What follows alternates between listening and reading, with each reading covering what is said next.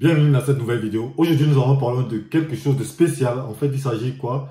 Du système de Ponzi, comment les reconnaître et quelles poursuites prendre lorsqu'on a fait face à ce type de système. Alors, je te prie de rester jusqu'à la fin si tu veux pouvoir t'édifier dans ce domaine, si tu veux pouvoir reconnaître qu'est-ce qu'un Ponzi, reconnaître ces différents types de systèmes pyramidales que l'on peut trouver de nos jours dehors. Et en bonus, je te parlerai de mon contact avec la société Liépimal. Alors, si tu veux connaître la suite, je te prie de rester jusqu'à la fin pour pouvoir gagner en expérience et aussi partager parce que je pense que ça pourrait aider énormément d'autres personnes. Alors,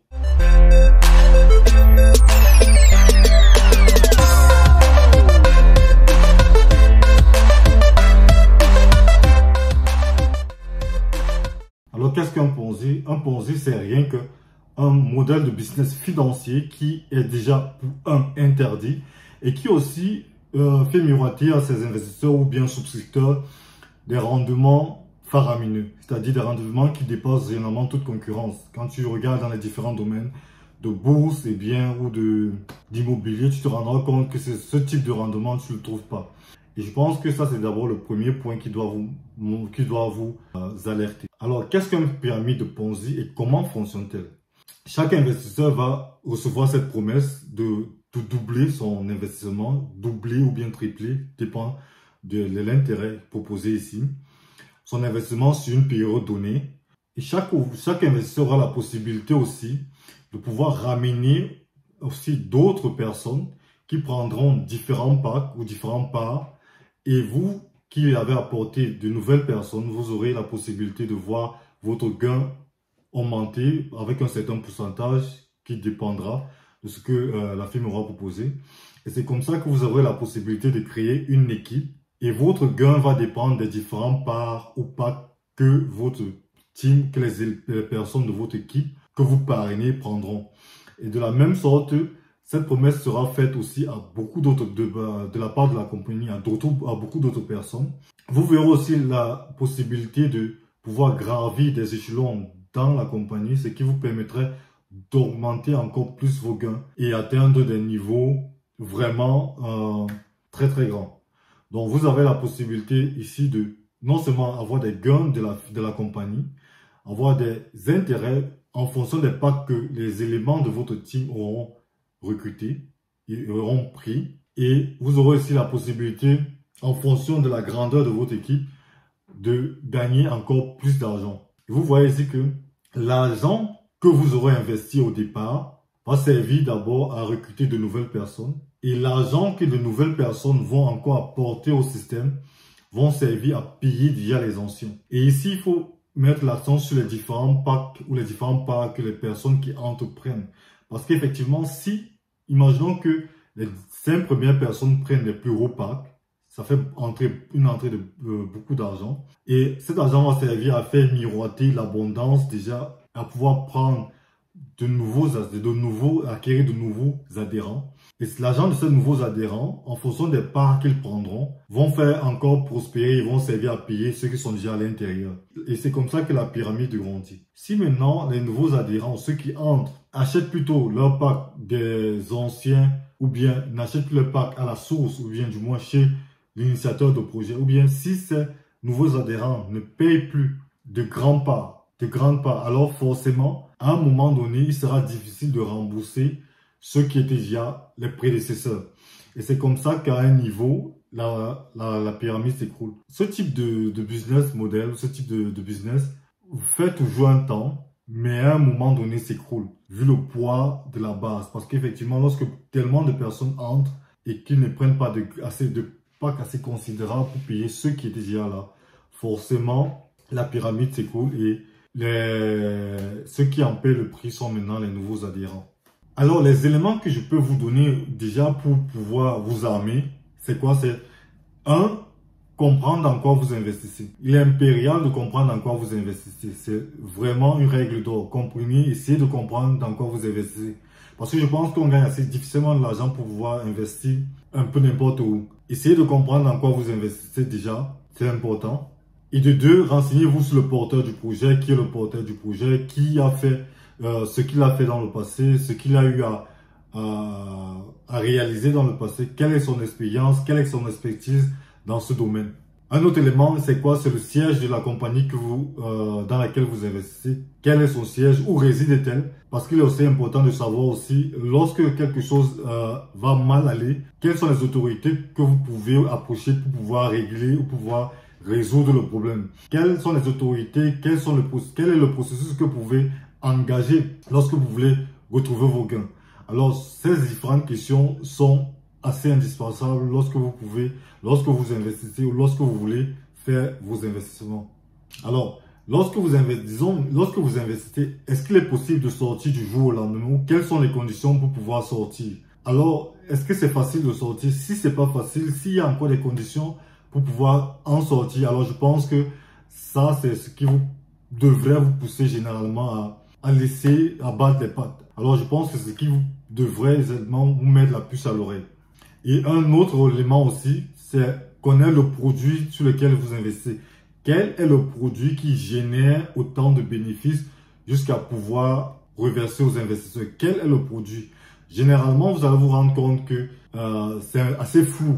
Lorsqu'on parle du produit, c'est assez flou. Généralement, les investisseurs ou souscripteurs ne connaissent pas véritablement le produit qui est vendu ou ce qui produit autant de bénéfices. Alors, je pense que un des éléments, c'est généralement de savoir, de rechercher déjà le produit, de comprendre dans quoi vous investissez et de vous renseigner sur la firme en termes de siège, là où réside la firme, quel est le passé de l'investisseur, quel est le passé du porteur de projet et quel est son background, quelle est son expertise.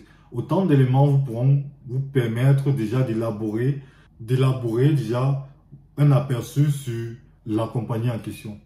Alors, si tous les voyants sont rouges en ce qui concerne les différents conseils que j'ai pu te donner ici déjà, et que tu veux malgré tout investir, tout simplement parce que tu as vu les personnes qui sont autour de toi, qui sont dans l'abondance due à ce business, alors je te dirais, mon conseil envers toi serait de n'investir que ce que tu serais capable de perdre. Parce que c'est clair que tu vas voir des personnes dans l'abondance, tu vas pouvoir te poser les questions de savoir, ok, et si je mettais, je recevrais davantage.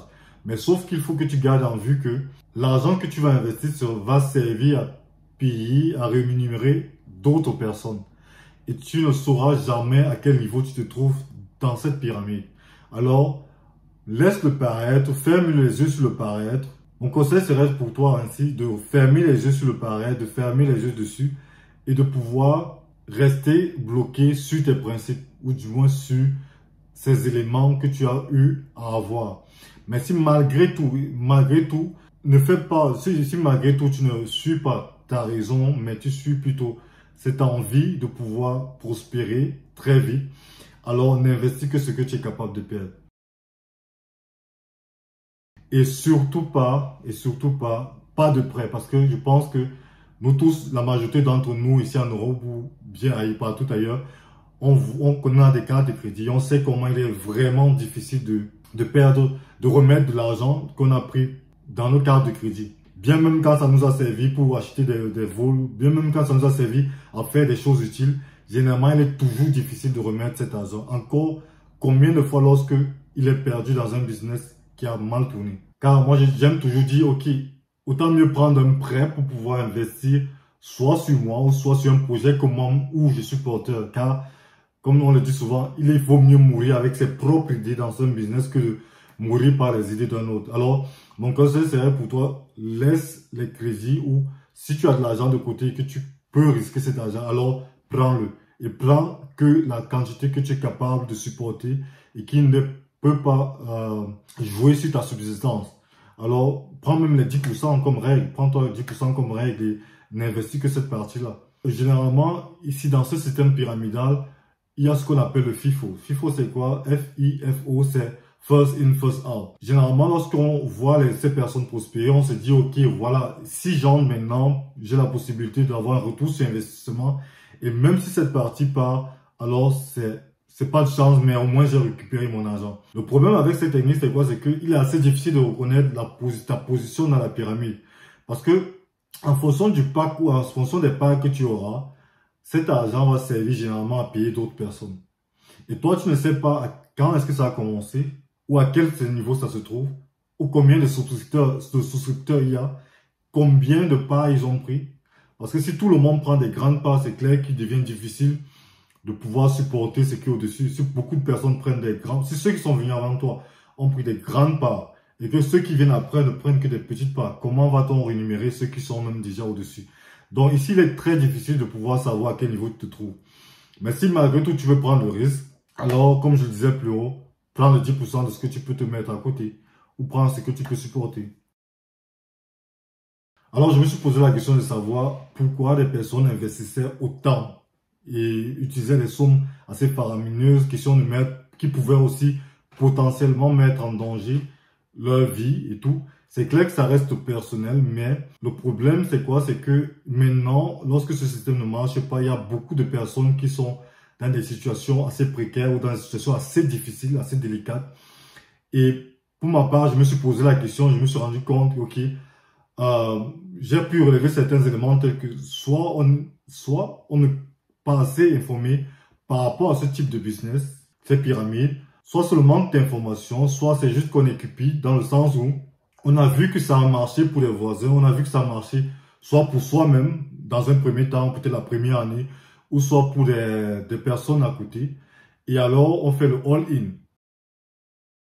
Dans tout investissement, que ce soit à la bourse ou bien à la crypto-monnaie ou égal, vous allez le faire. Vous allez vous rendre compte que généralement, lorsqu'on a fait une mauvaise décision, c'est tout simplement parce qu'on n'a pas écouté ou du moins on a tué la voix de la raison et on s'est laissé emporter par nos émotions en fait. Et lorsqu'on laisse tout diriger par nos émotions, généralement, lorsqu'on a fait des mauvais choix dans la vie, c'était tout simplement parce que on n'a pas laissé parler la raison, mais plutôt les émotions. Je vous prie de regarder dans vos vies même personnellement. Généralement, lorsqu'on fait des mauvais choix, c'est tout simplement parce qu'on est porté plus par les émotions. Ça fait plus d'1 an que je suis entré dans le domaine de la crypto, que j'ai commencé à m'informer dans la crypto. Et tout cela a commencé quand ça a commencé en 2020, je pense, lorsque le Bitcoin est descendu à 4000 euros. Il est remonté à 50 000 plus d'1 an après. Déjà qu'auparavant, on avait toujours écouté, ok, j'ai tel ami, j'ai telle connaissance qui a acheté des bitcoins et c'est monté, c'est descendu. Est-ce que ça vaut la peine? Est-ce que ça vaut pas la peine? À ce moment-là, je me suis dit, ok. Parce que lorsque c'est descendu à 4 000 euros, je me suis posé la question de savoir s'il fallait investir. Après, je dis non. Je savais pas déjà qu'on peut acheter des parties de bitcoin, pas forcément tout en entier, mais des parties de bitcoin. Alors, je suis entré dans le monde de la crypto, je me suis formé avec des vidéos YouTube et consorts. Et dans ce parcours-là, il y a un jour, je regardais généralement, je me suis abonné à des pages, sur Google, je me suis abonné à des pages qui parlaient toujours de crypto, de chaînes YouTube qui parlent de crypto. Donc du coup, j'étais facilement à l'affût de nouvelles cryptos qui sortaient. Et c'est comme ça que j'ai été en contact avec LimoSwap. Et un jour, j'ai vu sur le statut d'une connaissance la valeur du limo qui était montée. Je pense, c'était 1 euro et c'était monté à 4 euros. Et après, je dis waouh! Donc du coup, c'est comme ça que je je cherche d'abord où on peut acheter les LimoSwap. Je me rends compte qu'on peut acheter LimoSwap sur L-Bank. Donc du coup, j'y vais. Je crée un compte sur L-Bank et je fais transférer une grande partie de ce que j'ai sur Binance sur L-Bank. Et je commence à acheter j'ai acheté du LimoSwap. Je pense que j'ai acheté du LimoSwap. J'étais à 10 euros. C'était quitté de 1 euro à 4 euros. C'était déjà monté à 10 euros. Et après, 10 euros, c'est monté à 12 euros. Et waouh! Ça m'a mis en fait, là, c'était simplement waouh. Parce qu'effectivement, tu avais la possibilité de doubler carrément ta mise ou du moins d'avoir des gros gains. Et à ce moment, tu te prends pour l'as des as, quoi. Tu es sûr que tu es le plus grand. Mais alors, ce que je ne connaissais pas encore, ou du moins ce que je ne maîtrisais pas, c'était quoi? Tout est volatile dans la crypto-monnaie. Et je dis, c'est tellement volatile. Ayant fait ce gain, j'ai pris une partie que j'ai mis à côté directement. Mais ce que je n'avais pas fait, c'est quoi? Je n'avais pas mis un stop loss. C'est-à-dire, je n'avais pas mis une barre à laquelle j'allais vendre au cas où ça descendait.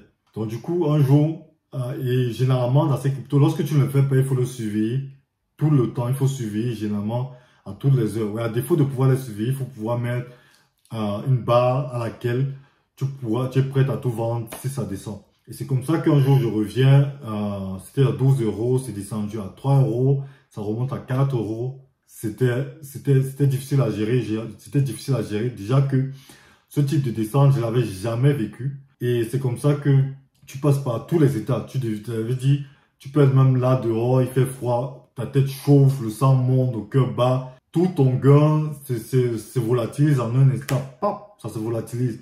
C'est quitté, je pense, de 12 euros, c'est remonté à 3 euros, c'est monté peut-être à 4 euros. Et après, directement à 1 euro. Et tu vois que tout ton gain descend directement à 1 euro. Et c'est difficile à gérer, c'est difficile à croire. Alors, c'est ce jour-là que j'ai compris que, égal le gain minimum que tu fais, prends des parts dessus. Prends des parts. Et comprendre que, c'est pourquoi personnellement maintenant, je vais continuer dans la crypto, je continue toujours dans la crypto. Mais j'ai compris par là que ce monde est assez volatile. C'est vrai qu'on peut avoir des gains faramineux lorsqu'on place bien son argent. On peut devenir millionnaire. Bon, encore faut-il le voir. C'est vrai qu'on peut se faire des grands gains, mais c'est comme ça qu'on peut aussi perdre beaucoup d'argent. Donc du coup, personnellement, moi j'investis toujours ce que je sais que je peux perdre et je suis OK avec. Parce que quand tu vas sur ce domaine, lorsque tu vas, que ce soit la bourse, que ce soit sur la crypto, que tu fasses des paris sur le football ou sur n'importe quoi, je pense que ces personnes qui le font, généralement, sont à même de pouvoir perdre certaines sommes d'argent. Et c'est grâce à ces pertes qu'on comprend aussi comment ça se passe et on essaie de réguler et de pouvoir diminuer les montants à perdre. Parce qu'on y va aussi, c'est dans l'intention de gagner, pas de perdre de l'argent. Alors ça, c'était ma petite histoire avec le Limo Swap. Juste pour vous faire comprendre que on peut perdre beaucoup d'argent, mais la règle d'or reste toujours d'investir ce qu'on est capable de perdre. Il n'y a pas d'argent facile, il n'y a pas d'argent facile, il n'y a pas de miracle. S'il faut retenir quelque chose, c'est quoi? C'est que ayez toujours à l'esprit ces différentes questions que vous devez vous poser lorsque vous faites face à un nouveau business. Quel est le produit? Qui est celui qui vend? Qui est le porteur de projet? Qu'est-ce qu'il a fait? Quel est son background? Quelle est son expertise? Et pourquoi aussi grand rendement? Donc, lorsque vous posez ces questions et lorsque vous avez vos réponses à ces questions, je pense que vous êtes à même de pouvoir prendre la décision de tourner le dos et aussi de parler aussi de ça autour de vous parce que ça permet de mettre aussi un signal d'alerte aux différentes personnes qui sont de vous et ça élimine aussi la possibilité qu'ils puissent entrer soit par manque d'informations, peut-être parce qu'ils ne sont pas aussi formés que vous, soit par naïveté aussi. Alors ça, c'était ma contribution à cet endroit. Je vous remercie d'avoir suivi cette vidéo. Je vous prie aussi de partager, de liker déjà et de partager car ça peut aider de nombreuses autres personnes. Alors,